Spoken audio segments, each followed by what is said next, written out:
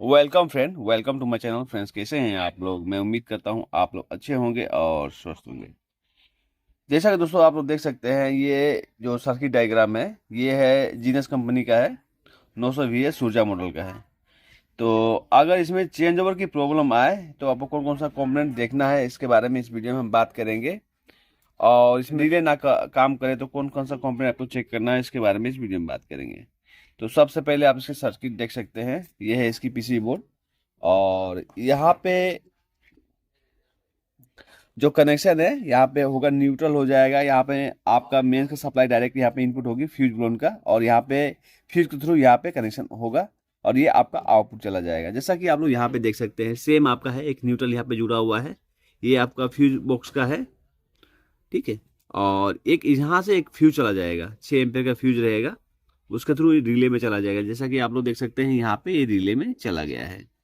जैसे मेंस आएगी उस पीरियड में यहाँ पे आपका न्यूट्रल फेस देखने को मिलेगा, जो कि सेंसिंग ट्रांसफार्मर है, ठीक है। तो अगर मान लो किसी वजह से अगर फ्यूज कट जा रहा है तो आपका ये बीप का साउंड देगा। तो जैसे इसमें मेन न्यूट्रल फेस आ जाएगी सेंसिंग ट्रांसफार्मर में, तो जैसा कि आप लोग देख सकते हैं यहाँ पे ये जुड़ा रहेगा फ्यूज के थ्रू। तो यहाँ पे न्यूट्रल, ये जो मेन ट्रांसफार्मर है उसमें आपका न्यूट्रल जुड़ा हुआ है और ये आउटपुट से जुड़ा हुआ है, जैसा कि आप लोग देख सकते हैं। तो जैसे सप्लाई आएगी उस पीरियड में यहाँ पे एनसी से कनेक्ट हो जाएगा और ये जुड़ जाएगा, और यहाँ से आपको फीडबैक देखने को आपको मिलेगा। फीडबैक देखने को मिलेगा और ये फीडबैक जो है कि मेन कंट्रोल कार्ड में जाएगी, वहां से सेंसिंग आपको मिलेगा कि ये मेन लाइन जो है वो प्रेजेंट है। अगर यहाँ पे फ्यूज जो है आपका काम कर रहा है, अगर फ्यूज कट जाएगी तो आप देख सकते हैं यहाँ पे सप्लाई तो आएगी लेकिन ये जुड़ेगा नहीं इस रिले से, और इस रिले से नहीं जुड़ेगा आउटपुट से नहीं जुड़ेगा तो यहाँ पे ये सप्लाई नहीं बनेगी फीडबैक की, तो ये फ्यूज ब्लोन का इंडिकेशन करेगा। तो यहाँ पे ये फ्यूज जब सही होता है तो इसी से जो है कि फीडबैक से ही आपका फ्यूज ब्लोन का सेंसिंग जाता है। इसके लिए अलग से कोई 4N35 लगा नहीं है ऑप्टो कपलर, तो ये फीडबैक से सेंसिंग जाता है।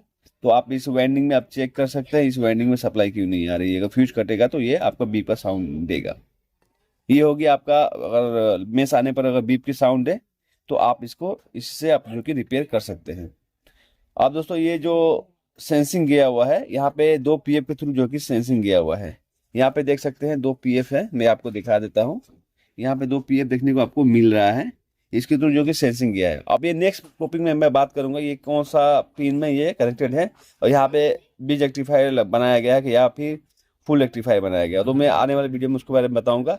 अभी मैं आपको चेंज ओवर के बारे में बता रहा हूँ। जैसे कि अगर रिले वर्क ना करे, चेंजिंग ना हो, तो आपको जो है कि कौन सा आप कंपोनेंट चेक करेंगे। तो जैसा कि आप देख सकते हैं यहाँ पे जो रिले है, रिले का पॉइंट यहाँ पे देख सकते हैं, ये रिले की 2 पॉइंट है। थोड़ा मैं नजदीक से दिखाता हूँ। इसमें आपको जो कि सप्लाई जाएगी तब जाके ये रिले वर्क करेगा। डिफॉल्ट में यहाँ इसके साथ रहेगा। ये सप्लाई आएगी तो ये आपका इसके साथ में चला जाएगा, जो कि ये एनसी है। नो कनेक्शन है, ये आपका एनसी है, एनो है, लेकिन ये आपके नो कनेक्शन है, इसमें कोई कनेक्शन ही नहीं है, इसके बीच में ही कनेक्शन है। तो ये जो है ये आपका पॉजिटिव सप्लाई है। जैसा कि आप देख सकते हैं ये पॉजिटिव सप्लाई है, मैं यहाँ पे दिखा देता हूँ। ये पॉजिटिव सप्लाई है और इसके बीच में एक डायोड लगा हुआ है, जो कि यहाँ पे देख सकते हैं। यहाँ पे ये डायोड है, ये जो सेकेंड वाला ट्रांजिस्टर है, यहाँ पे डायोड है ये। अगर ये डायोड खराब होने पर भी आपका ये रिले वर्क नहीं करेगा, रिले खराब होने पर भी वर्क नहीं करेगा। यहाँ पे आपको ये डायोड भी चेक करना है, ये ट्रांजिस्टर भी चेक करना है। डायोड जो है आप देख सकते हैं D1 है, और यहाँ पे देख सकते हैं ये Q12 है ट्रांजिस्टर, और यहाँ पे D1 है। इसके थ्रू जो कि ये सप्लाई आती है माइक्रो कंट्रोलर से। तो किस पिन से आती है इसके बारे में हम समझ लेते हैं।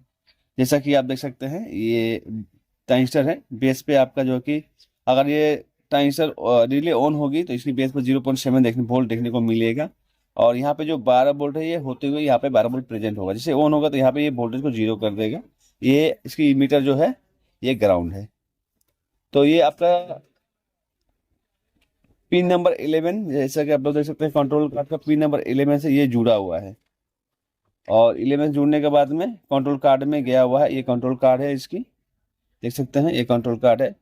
कंट्रोल कार्ड में गया हुआ है और इसके बीच में R2 एक रेजिस्टेंस लगा हुआ है 470 ओम्स का, और माइक्रो कंट्रोलर पिन नंबर 3 से आउट हुआ है। जैसा कि आप देख सकते हैं यहाँ पे ये माइक्रो कंट्रोलर आईसी है, देख सकते हैं इसके पिन नंबर 3 से जो नीचे डाउन साइड है यहाँ से आपका ये कनेक्शन गया हुआ है। तो आपको यहाँ पे वोल्टेज ना मिले तो आप इस रेजिस्टेंस को चेक कर सकते हैं, माइक्रो ऐसे पिन नंबर 3 पे चेक कर सकते हैं।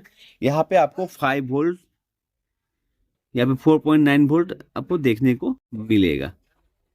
ठीक है, तो इससे आप रिले वर्क करने के लिए आप चेक कर सकते हैं, या फिर अगर फ्यूज ब्लोन की इंडिकेशन कर रही है तो इस डायग्राम के थ्रू आप समझ सकते हैं। बहुत सिंपल में मैंने डायग्राम बनाई है इसको, और आने वाले वीडियो में आपको जो है कि डिजिटल डायग्राम देखने को मिलेगा, पूरा कलरफुल मिलेगा, जो कि आप लोग मेरे वीडियो देखते रहिएगा। और ये जब ये जो सीक्वल चल रहा है, सीक्वल खत्म होगी तो फुल में डायग्राम आप लोग डिस्क्रिप्शन है, वहाँ पे मैं इसका PDF फाइल दे दूंगा, वहाँ से आप लोग डाउनलोड कर लीजिएगा। लेकिन फिलहाल मैं अभी पेंसिल के थ्रू जो कि डायग्राम इसका बना रहा हूँ और आप लोगों को प्रेजेंट कर रहा हूँ। तो अभी आने वाली वीडियो में यहाँ पे मैं चेंज ओवर का इसका सेक्शन बनाऊंगा, और यहाँ पे जो IC है इसमें 358 LM324 ये वर्क किस तरह करती है आने वाली वीडियो में बताऊंगा। तो ये मेरा वीडियो कैसा लगा कमेंट बॉक्स में जरूर बताइएगा। अच्छा वीडियो को लाइक कीजिएगा, दोस्तों में शेयर कीजिएगा और सब्सक्राइब करना भूलिए। दोस्तों आज के लिए इतना ही, थैंक यू फॉर वॉचिंग।